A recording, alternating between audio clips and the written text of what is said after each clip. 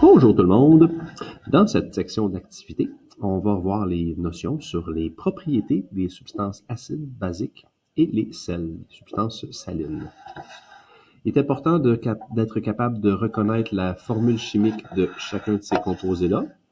On va reconnaître la formule chimique d'un acide parce que généralement, la formule de la molécule va commencer par un H, par l'hydrogène, principalement parce que un acide est un électrolyte qui va libérer des ions d'hydrogène. Donc, il doit contenir de l'hydrogène et généralement, les chimistes ont écrit le H au début.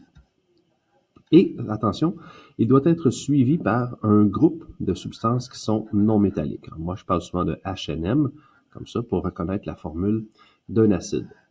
Il y a certains acides où est-ce que le H va être écrit à la fin. Ce sont des exceptions. On les appelle les acides organiques, les carboxyles.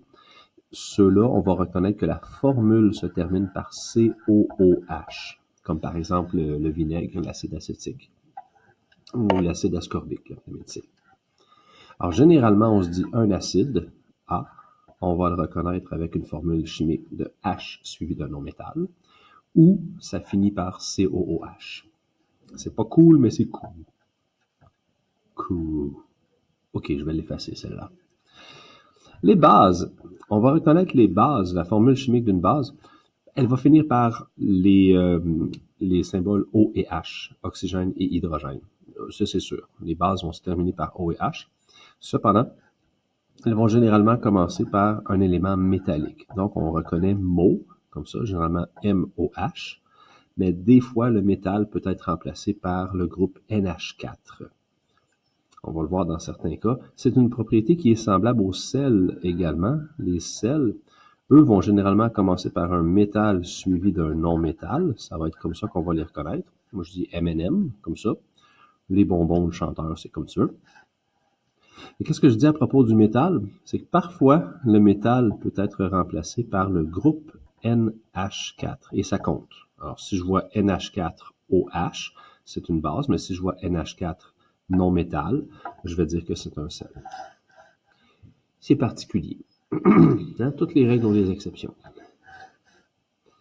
Mais avec ces notions-là en tête, on devrait être capable de répondre à pas mal toutes les activités qui sont dans cette section-là. Commençons. Lisez chaque équation et dites s'il s'agit d'une dissociation d'un acide, d'une base ou d'un sel. Justement, on va reconnaître les formules HNM, MO ou MNM. Et puis, ça va nous permettre de mettre un A, un B ou un S, selon la dissociation qu'on vient de voir. Alors, je reconnais quoi ici? CaCl2 va devenir le calcium 2+, ouais, et va devenir aussi 2 ions de chlore négatif. Qu'est-ce que j'ai ici comme ion? J'ai un métal et un non-métal. Donc, métal, non-métal, ça c'est un sel. On va écrire un S. C'est comme ça qu'on procède ici. Ici, ça se termine par OH. Je vous dis, ah, tiens, probablement une base. Je vérifie, le potassium est bien un métal suivi de OH. C'est vraiment une base. Puis le suivant, il commence par H. Je dis, ah, c'est potentiellement un acide. Alors, H, est-ce que c'est suivi d'un non-métal? Ben oui, le brome. Le brome est à droite de l'escalier dans les halogènes. C'est un non-métal, donc ça, c'est un acide, parce qu'on a H suivi de non-métal. H non-métal, c'est les acides.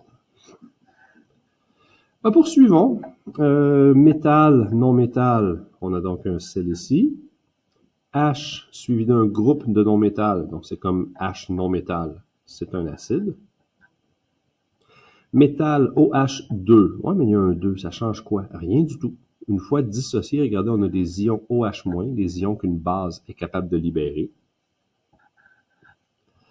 À côté, Li3PO4, ça fait du métal et un groupe de non-métal. Mais métal, non-métal, c'est un sel, même si c'est un groupe. Tu vois, on n'a pas séparé ces éléments-là. On sépare le premier, seulement après le lithium. On dit j'ai 3 lithiums et j'ai un groupe de PO4. J'ai pas un P puis 4 O. On les sépare pas. Donc, métal, non-métal, un sel. Et là.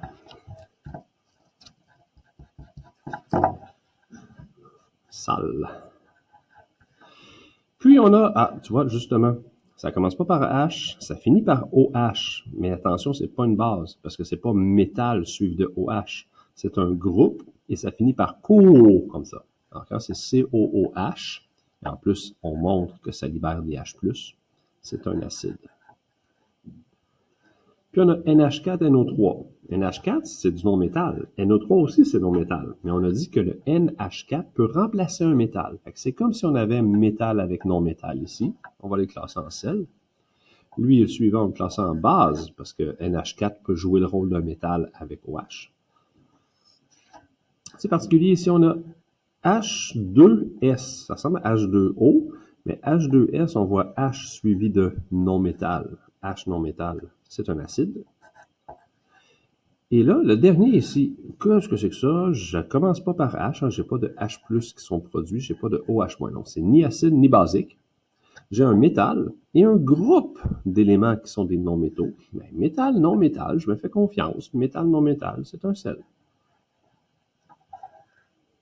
Alors, il est bien important de mémoriser la façon de reconnaître les formules chimiques de ces composés-là. La question 2, on a plusieurs énoncés à propos des acides, des bases et des sels. Par exemple, je suis une substance qui libère des ions positifs et négatifs, donc tu es un électrolyte, autre que H+, et OH-. Donc, on n'est pas un acide, on n'est pas une base. On est probablement un sel. On va lire les 5. On nous demande ensuite entourer la combinaison qui décrit correctement chacune des catégories d'électrolytes. Donc, genre les acides, est-ce que c'est 1 et 4 ou les acides c'est 1 et 3? Est-ce que c'est 5? Bon, on va commencer par classer chaque énoncé dans la bonne catégorie de produits. Donc, le premier, on a dit que c'était un sel parce que il conduit l'électricité, hein, il libère des ions, mais ce ne sont pas H+, ni OH-. Donc, c'est pas un acide, c'est pas une base, ça doit être le sel. Ma formule chimique commence par un métal OH, donc MOH c'est mot, ça c'est base. Une de mes formules s'écrit de la manière suivante. H suivi d'un non-métal. HNM, c'est un acide. Acide, HNM. Je suis formé pendant la neutralisation d'un acide et d'une base, vice-versa. Donc, tu n'es ni un acide, tu n'es ni une base, tu es formé par leur combinaison et tu es neutre, donc tu es un sel.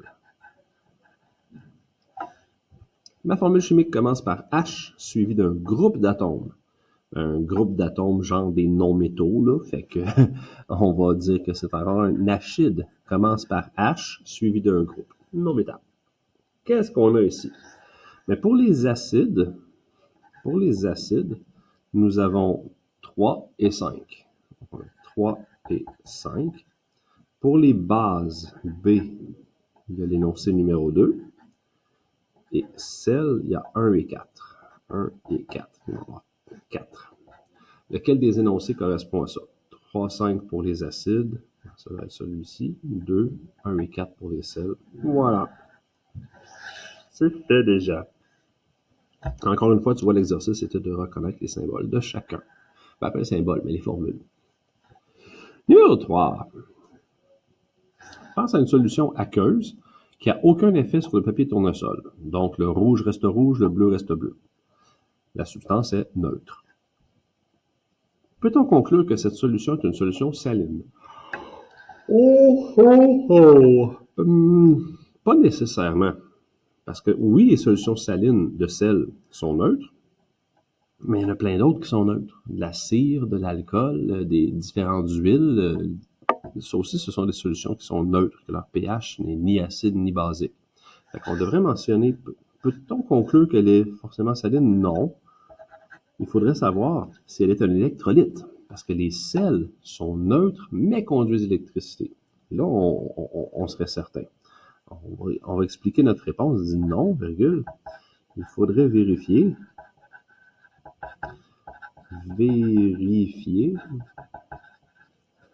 si la solution conduit l'électricité.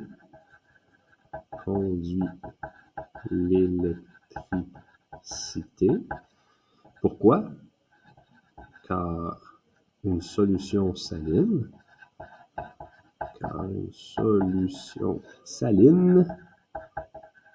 est un électrolyte neutre.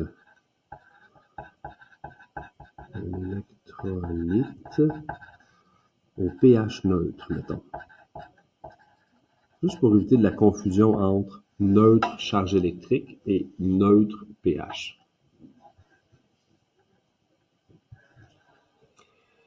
Voilà. Puis le quatrième, entourer l'intrus dans la série de substances. Ben, l'intrus, ça va être d'après acide, base ou sel, là, qui ne fait pas partie de la gang. Alors moi, j'ai ici CaSO4, donc c'est métal avec non-métal. J'ai NaBr, métal, non-métal. Un autre sel, ça fait 2 sels de suite. PCl3. P, ça c'est non-métal. Non-métal. Hein? Le phosphore est à droite de l'escalier des métalloïdes. C'est non-métal, non-métal. Lui, ce n'est pas un sel. Alors que Al2O3, ça c'est métal, non-métal. Ça, c'est un sel. Ces trois-là sont des sels, mais lui n'est pas un sel. C'est une substance autre qui n'est même pas un électrolyte. Pour la suite, on voit que ça se finit par OH. J'ai tendance à dire base, base, base, base. Attention. Une base, c'est métal suivi de OH ou NH4 suivi de OH. Ici, j'ai bien métal OH. Magnésium, c'est métal OH. NH4, ça compte comme un métal OH, donc ça aussi c'est une base. Mais CH3OH, ça, ce n'est pas une base. Il ne fait pas partie du groupe de base qu'on a là. Parce que oui, il finit par OH, mais il commence par un groupe de non-métaux. Si on se souvient, c'est supposé être métal suivi de OH. Ou par exception, NH4 suivi de OH. Et la dernière série, on a, bon, ben là, OK, C2H2, C2H5COOH. Ah, tiens, COOH, on se souvient que ça, c'est un acide. H2SE, H avec non-métal, c'est un acide. Et HI, l'iode étant un halogène, c'est un non-métal. Donc, ça, ces trois-là sont des acides. Le premier n'est pas un acide, ni une base, ni un sel. C'est lui l'intrus. Bon. Prochaine séquence, on va dire la question 5 est très grande. On a fait une expérience en labo pour déterminer la nature de 4 solutions aqueuses. Voici les résultats de l'expérience. La solution 1 conduit le courant électrique et n'a aucun effet sur le papier tournesol. Donc, conduit le courant, c'est un électrolyte. Aucun effet neutre. Électrolyte neutre, c'est un sel. 2. Conduit le courant électrique, un électrolyte, donc acide, base ou sel. Bleuit le tournesol, bleu c'est base. Donc, ça. Ne conduit pas le courant, donc n'est pas un électrolyte. N'a pas d'effet sur le papier tournesol, donc neutre. Donc c'est un non-électrolyte neutre. Non-électrolyte neutre. Ça peut être de l'alcool à friction, ça peut être de l'huile. 4. Réagit avec un ruban de magnésium, qui est un métal. Donc, réagit avec un métal et neutralise les bases. Ça, c'est la job des acides. On a une solution acide, basique, un sel, et une autre qui n'est pas un électrolyte. Lequel des énoncés est vrai? La solution 1 est électrolyte. Oui. La solution 2 est basique. Oui. La solution 3 est saline. Non, parce que si elle était saline, elle contiendrait du sel. Et à ce moment-là, elle conduirait le courant. 1, c'est pas bon. Ah, c'est pas bon. 1 est saline. Oui, c'est un sel. 2 est acide. Non, on a dit que c'était une base. Ça marche pas, ça. 1 est saline. Oui. 2 est basique. Oui. 3 est un non-électrolyte. Oui. Et 4 est acide. Ouais, bon, ben là, on l'a trouvé. Mais juste pour la forme, 1 est électrolytique, oui. 2 est basique, oui. 3 est non électrolyte, oui. Et 4 est saline, non. 4 est acide. On a bien choisi. Numéro 6. Écrivez les équations de dissociation électrolytique des substances suivantes. On a fait ça dans le petit chapitre précédent sur les électrolytes, justement. C'est très important comme notion cette année. Écrire une équation de dissociation, ça veut dire reconnaître si la substance est un électrolyte et ensuite séparer les atomes dans la molécule. Pas tous les atomes, mais certains d'entre eux. Les acides, ils libèrent des ions H+, les bases libèrent des ions OH-, et les sels, en autant qu'ils libèrent un positif et un négatif. Alors, on va regarder qu'est-ce qu'on a devant nous ici. On a H et Br. H suivi d'un non-métal. C'est un acide, ça peut se dissocier. Sa dissociation s'écrirait ainsi. On commence par une flèche vers la droite pour dire cette molécule va se modifier, il y aura une transformation. Elle est gazeuse en ce moment, mais on va la dissoudre dans l'eau. Donc, on va obtenir un acide qui va nous donner H+, toujours H+, pour les acides. Et le brome, lui, qu'est-ce qu'il fait? Mais si un H a perdu son électron, ça veut dire que le brome a gagné cet électron-là, il a donc un signe négatif pour montrer qu'il y a un électron de plus qu'avant. Maintenant, il faut comprendre que s'ils se dissocient, c'est parce qu'on les a dissous dans l'eau, ils sont en solution aqueuse et il faut le mentionner. AQ. Voyons pour B. On a du BO3. Le B peut être considéré comme un genre de métalloïde. C'est ennuyeux, ça. Et OH peut être considéré, mais tiens, ça se finit par une OH comme une base. Donc, est-ce que métalloïde OH en fait partie? On va le traiter comme si c'était une base. Parce que généralement, un métalloïde va se comporter comme un métal, mais n'a pas les propriétés d'un métal. Par contre, avec un groupe OH, on le considère comme un métal. Y en a-tu des exceptions là-dedans? Hein? Alors, qu'est-ce qu'on fait? Une base, ça libère des OH-, ça veut dire qu'on va couper juste après le B. On va avoir B et on va obtenir des OH. Les bases vont libérer des OH-, comme ça. Et quel va être l'ion du bord? Il est dans la troisième famille. Il va donc donner 3 électrons. Il va devenir 3 positifs. Maintenant, il y a quelque chose de pas terminé là-dedans. C'est du BOH 3 fois. Donc, le 3 fois, il s'applique à la parenthèse. Donc, le groupe OH est présent 3 fois. Le groupe OH- va être présent 3 fois, lui aussi. Je pas écrit égal, ça. J'aurais peut-être dû écrire sur la ligne, mais je suis tellement rebelle. 3 OH-. Encore une fois, ça doit être dissous dans l'eau. On l'indique que c'est en solution aqueuse. Pour K2S, j'ai K, potassium, qui est un métal, le soufre, qui est un non-métal. Donc, métal, non-métal, c'est un sel. On coupe après le premier. C'est comme ça qu'on fait avec les sels. On coupe après le premier. Ben, après, pas mal tout, on coupe après le premier élément. Sauf NH4, on le traite comme un métal. Alors, qu'est-ce qu'on a ici? On va obtenir, flèche à droite, du K. Le potassium K, il y en aura 2, parce que la formule, c'est K2S, donc 2K. Et j'ai aussi un soufre qui est obtenu, S. Leur charge électrique. Ben, mon soufre, dans la famille 6, il veut gagner 2 électrons. Il va devenir 2-. Et le potassium est dans la famille 1, il veut perdre 1 électron. Il devient 1+. Comme ça, simplement. Les charges sont égales. 2 négatifs. Ici, j'ai 2 fois 1 positif. Donc, 2 fois 1+, ça fait 2+. 2+, 2-, c'est correct. Tout ça en solution aqueuse. Et notre dernier, Al2O3. Al 2 fois, donc 2 aluminium, aqueux, on va mettre le signe après, plus 3 fois l'oxygène, donc 3O aqueux, aussi. Maintenant, leur signe. L'oxygène est dans la 6e famille. Il veut gagner 2 électrons, il devient 2-. J'écris pas 6-, j'écris 2-. Chaque oxygène va être 2 négatifs, et j'ai 3 oxygènes comme ça. Et l'aluminium est dans la même famille que le bore, qu'on a vu ici. Il va donc vouloir perdre 3 électrons. Il deviendra 3+. 2 fois 3, ça fait 6. 3 fois 2, ça fait 6. 6 plus 6 moins, c'est égal.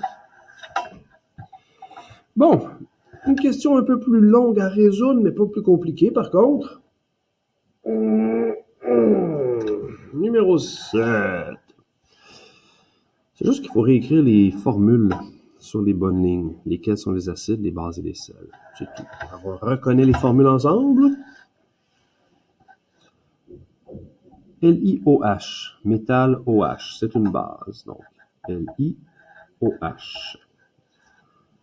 Ça, c'est fait. HBr, H non métal, acide. Donc, HBr, notre premier acide. NH4OH. Oh, ça finit par OH. Est-ce que c'est une base? Oui, parce que ça commence par NH4. NH4OH. SO2, ça commence pas par H, ça finit pas par OH. C'est pas un métal suivi d'un non-métal, c'est une autre substance, c'est un autre gaz qui ne fait pas partie des électrolytes. CH3OH, ça finit par OH, est-ce que c'est une base? Non, parce que CH3, ce n'est pas un métal et ce n'est pas NH4. Donc lui aussi fait partie des autres. CH3OH. C6H12O6, c'est du sucre, on le connaît, il fait partie des autres lui aussi. En fait, c'est du sucre, c'est pas tout à fait vrai. C'est la molécule de glucose. Sucre étant une famille de composés glucidiques, il faut être précis. Bon, le suivant, HCN commence par H, suivi par un groupe de non-métal, c'est un acide. Donc, HCl, c'est notre deuxième acide. HCN, comme ça. AlCl3, aluminium, chlore, métal non-métal. C'est un sel. Ah, ben voilà notre premier sel. AlCl3. H3PO4 commence par H. Est-ce que c'est un acide? Oui, parce que ça se finit par un groupe non-métal. H3PO4. On dirait un robot de Star Wars. Ensuite, BAF2. Barium métal, fluor non-métal. Métal non-métal, c'est un sel. Le BAF. 2 BAF. H2S, on l'a vu tantôt. H suivi de non-métal, c'est un acide. H2S. C2H6, ça commence pas par H, ça finit pas par OH, ça finit pas par COOH, c'est pas métal non-métal, c'est une substance autre. C2H6, c'est pas du propane, ça c'est pas de l'éthane, c'est de l'éthylène. Éthène, éthylène. FeOH3. Oh, ça finit par OH. Est-ce que c'est une base? Oui, parce que ça commence par un métal. Donc, on en fait une base de plus. Ça faisait longtemps qu'on en avait vu. FeOH 3 fois. Encore là, la parenthèse veut dire que j'ai 3 fois le groupe OH qui est attaché au fer. Puis on a K2S, métal non-métal, c'est un sel. K2S, check bien ça, on va avoir la même quantité de chacun. NH4NO3. Oh, NH4, ça peut remplacer un métal. Donc ça, c'est métal avec un non-métal. C'est un sel. NH4NO3. PCl3, non-métal avec non-métal. Je pense qu'on l'avait vu tantôt. PCl3, je peux-tu... Oui, ici. PCl3. Non-métal, non-métal. C'est une substance autre. PCl3. CuOH2, métal avec OH, c'est une base. Cu, parenthèse, OH, ferme la parenthèse, 2 fois cette chose-là. PbSO4, métal, non-métal, c'est un sel de plomb. HClO4, commence par H, c'est un acide, parce que ça finit par des non-métaux. Donc, HClO4. Na2O, métal, non-métal, c'est un sel. Na2O, c'est un sel. Et CH3COOH, on finit par POU, comme ça. C'est du vinaigre, ça finit par COOH, c'est un acide.